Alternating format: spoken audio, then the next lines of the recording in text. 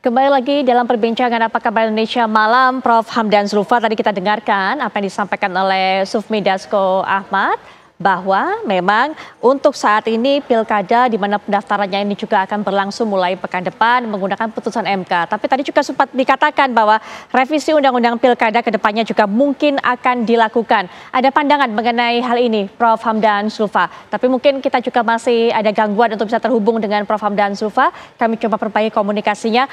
Dari Bang Ipang sendiri mengenai hal ini, perubahan mengenai undang-undang pilkada sendiri. Ya, itu yang saya katakan, revisi undang-undang itu perbaikan pembelajaran ini penting. Tidak hanya soal tadi ada kemungkinan kemarin desain kotak kosong. Kotak kosong itu ada desainnya alamiah, Mbak.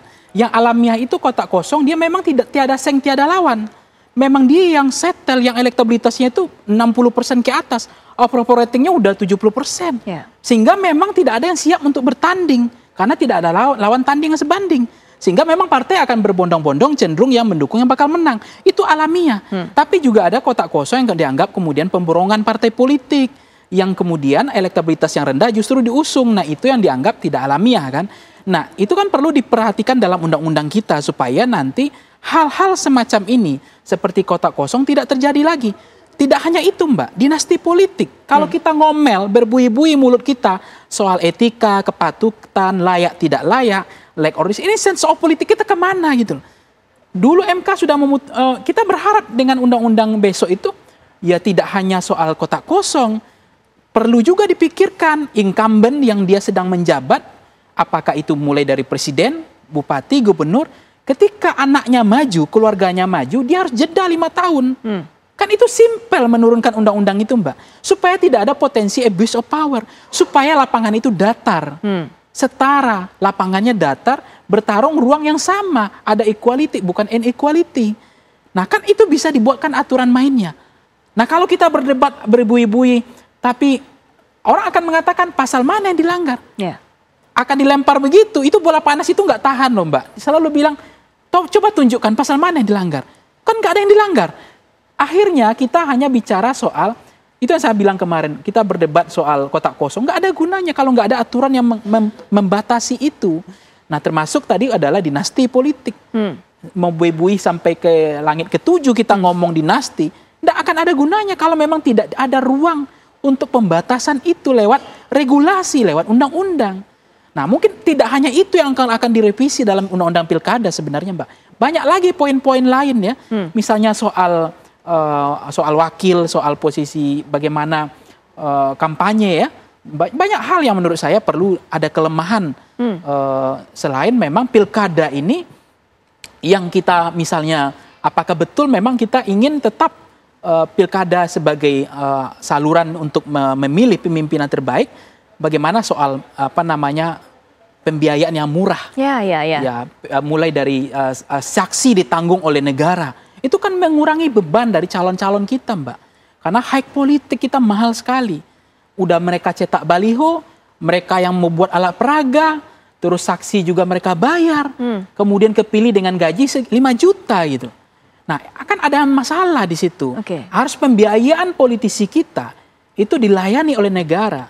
Supaya apa yang disampaikan Buya Hamka, bahwa politik itu adalah pengabdian, politik itu DNA-nya adalah mau pusing, mau mengabdi sama rakyat, tapi dengan mereka tidak mengeluarkan kos yang besar.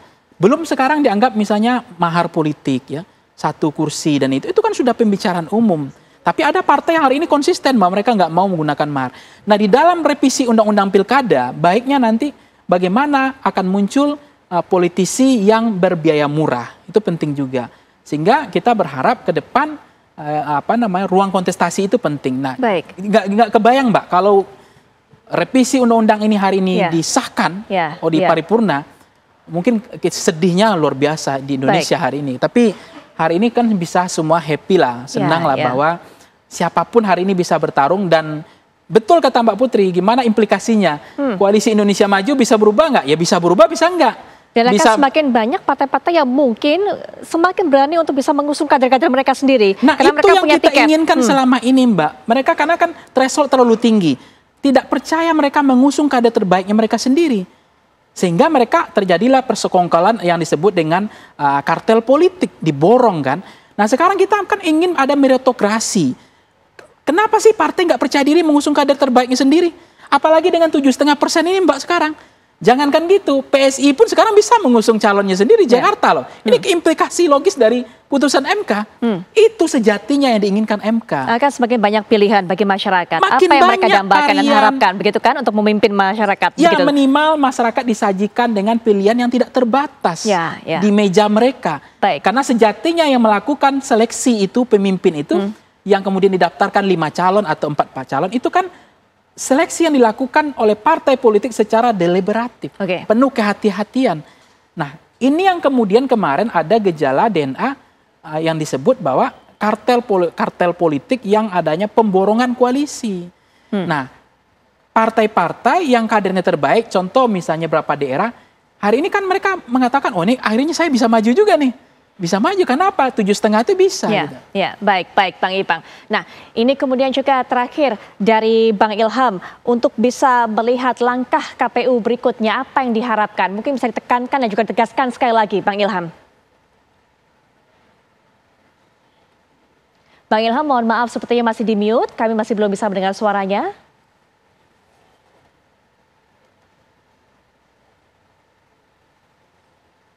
Suara saya dapat didengar? Ya, sekarang sudah bisa didengar Bang Ilham. Silakan Bang Ilham. Oke, baik. Ya, jadi kita tentu harus memastikan bahwa apa yang disampaikan oleh Prof. Dasko tadi benar adanya. Artinya KPU bisa segera mengambil langkah-langkah kerja yang tertata, ya, terukur.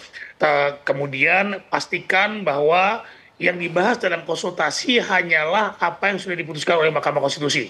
Karena memang simpel sekali. KPU hanya mengambil putusan Mahkamah Konstitusi dimasukkan ke dalam pasal-pasal tertentu yang memang yang diputuskan oleh Mahkamah Konstitusi. Itu pertama. Kedua adalah KPU harus segera berkoordinasi dengan Menkumham, tidak hanya dengan Komisi 2 dalam hal ini DPR RI, tetapi juga harus berkoordinasi dengan Kumham. Karena Kumham ini adalah yang mengundangkan seluruh PKPU yang dihasilkan oleh KPU RI. Dan hasil PKPU ini akan diikuti oleh seluruh KPU provinsi dan KPU kabupaten kota untuk menyelenggarakan pilkada. Oleh karenanya harus betul-betul confirm, harus betul-betul tepat. Dan saya kalau bisa menginginkan jangan konsultasinya pada hari Senin, karena hari Senin besoknya sudah pendaftaran, sehingga jangan sampai kemudian terjadi pengalaman kemarin 2024. Ketika ada calon presiden yang melakukan pendaftaran menjadi presiden, itu PKPU-nya belum selesai, sehingga berimplikasi kepada tingkat kepercayaan masyarakat kepada KPU, juga berimplikasi kepada ketidakprofesionalan KPU. Nah, ini berbahaya. Saya kira ini harus diperbaiki dari sekarang. Oleh karenanya draft itu harus dibuat dari sekarang, diperhatikan betul, dibuat kajian-kajiannya, dan hanya yang dibahas tentang hasil dari putusan MK pada konsultasi nanti. Baik, Bang Ilham, terima kasih sudah meluangkan waktunya memberikan pandangan ini. Kita akan terus tunggu dan juga harapannya seperti yang dikatakan oleh Bang Ilham, semoga bukan Senin konsultasinya, tapi juga lebih cepat karena ini betul-betul dikejar waktu. Baik, sekali lagi terima kasih, selamat malam. Wassalamualaikum warahmatullahi wabarakatuh. Bang Ipang, nanti kita lanjutkan perbincangan. Apalagi tadi Bang Ilham sudah mengatakan, sudah menyinggung mengenai trust masyarakat kepada KPU. Kalau kita bisa juga bilang kepada Dewan Rakyat, kepada para anggota yang mereka pilih dalam pemilu tentunya, dan juga partai-partai politik. Nanti kita akan bahas lebih lanjut setelah jeda.